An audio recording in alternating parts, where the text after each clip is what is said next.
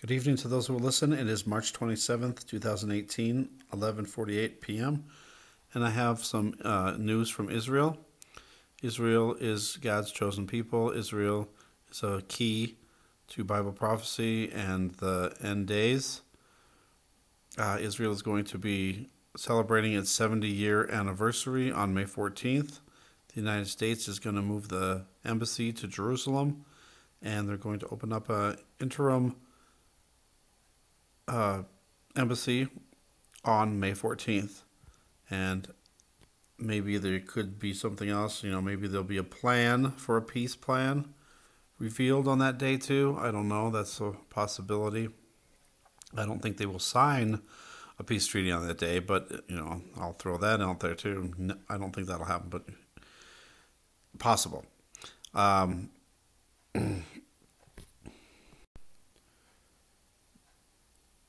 We know the Antichrist is going to sign a covenant with Israel for a week. That's what it says in the Bible. A lot of people interpret that as 7 years. And in the midpoint of the tribulation, which is, the 3.5 year mark, that's when the daily sacrifices, the Antichrist will allow the daily sacrifices to happen, and in the middle of the week, he will stop the daily sacrifices. Is that week actually 7 years? A lot of people think that, but maybe it's possible that it could be literal and in a week. Maybe the last week before the midpoint of the tribulation, he signs the covenant, and within the middle of that week, he stops the daily sacrifices from happening, and then the Antichrist is revealed at the midpoint of the tribulation.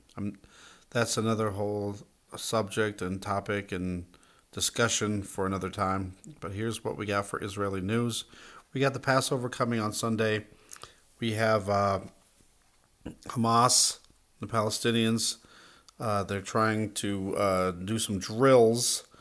They want to protest during this weekend, and Israel is worried that it could escalate into a lot of violence.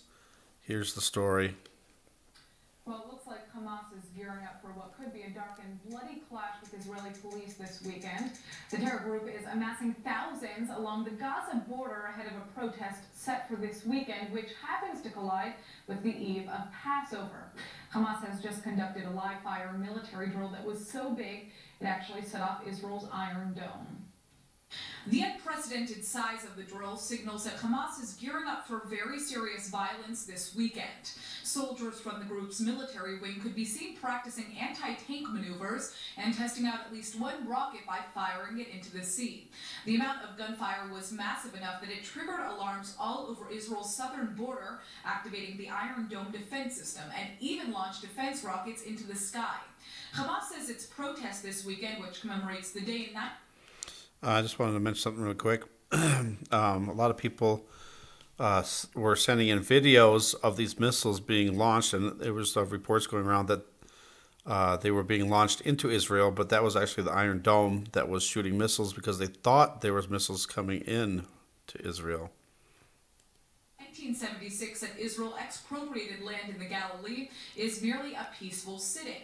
But by conducting its first ever live fire drill in the Strip and Israel beefing up its defense, it's obvious that neither side really believes those words.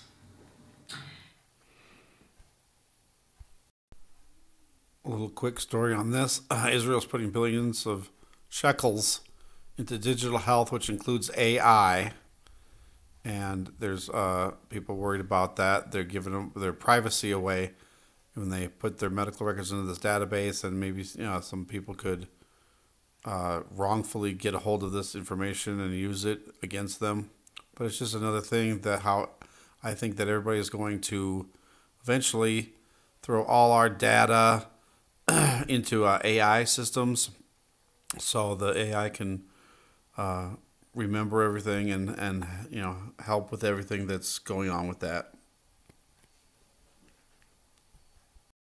The scandal surrounding Cambridge Analytica's alleged breach of nearly 50 million Facebook users' personal data is also seen as a red warning to this plan.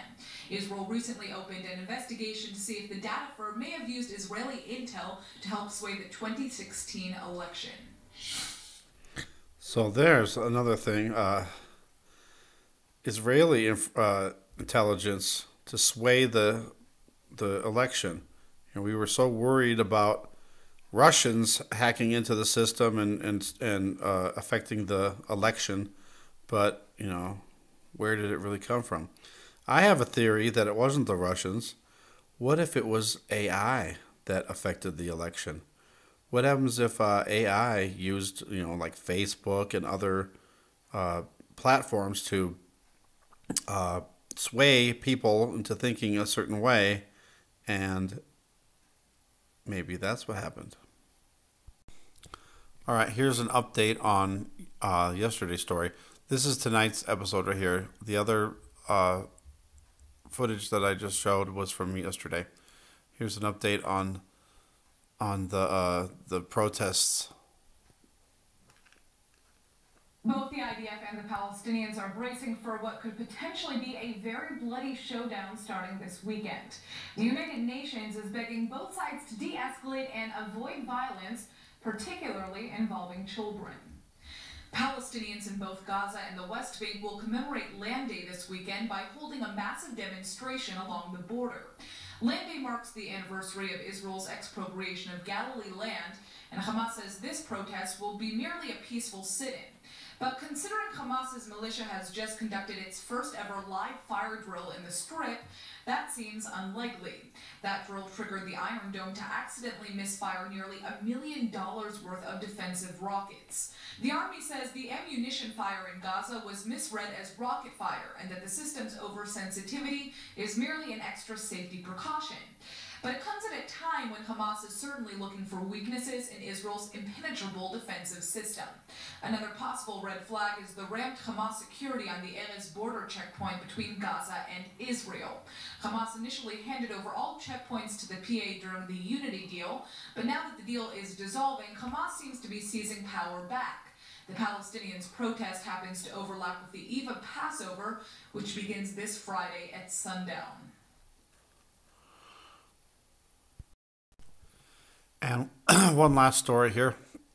We know that United States gave $110 billion to Saudi Arabia for arms and, you know, missiles, tanks, and helicopters. But the United States is also giving a lot of money to Israel to boost up their defense systems.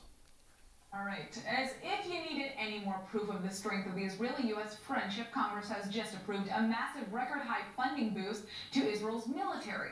Israel's Defense Minister Avigdor Lieberman broke the news himself. This year, America will send a jaw-dropping $705 million to help protect Israel's borders. That's nearly $150 million up from last year's budget. The Defense Ministry has confirmed these funds will go directly towards beefing up Israel's Iron Dome defense system. There's an upgrade in the Iron Dome already underway to make the Arrow 3 missile system more accurate and also boost the system's overall range. Coincidentally, tests for that upgrade will commence in Alaska this summer in coordination with the United States. Lieberman has thanked the U.S. for investing $6.5 billion to date in Israel's defense. The United States has an additional stake in perfecting the Iron Dome. Rumors have long been swirling that America may set up its own Iron Dome system over U.S. soil in the future. Numerous countries have been reportedly vying for their own Iron Dome tech as well, which means America's investment could be worth even bigger bucks someday soon.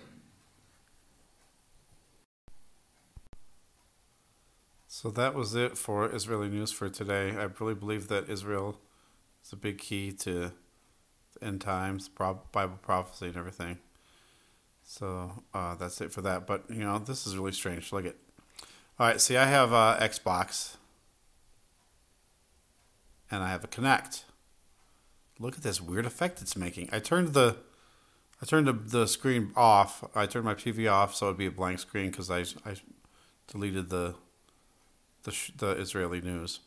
But look at that. Isn't that weird? I just thought that was really strange. It's like a big, weird orb or something. I don't know, that has nothing to do with anything, but I just thought that was really weird when I saw that. Thanks for watching. Thanks for subscribing. God bless.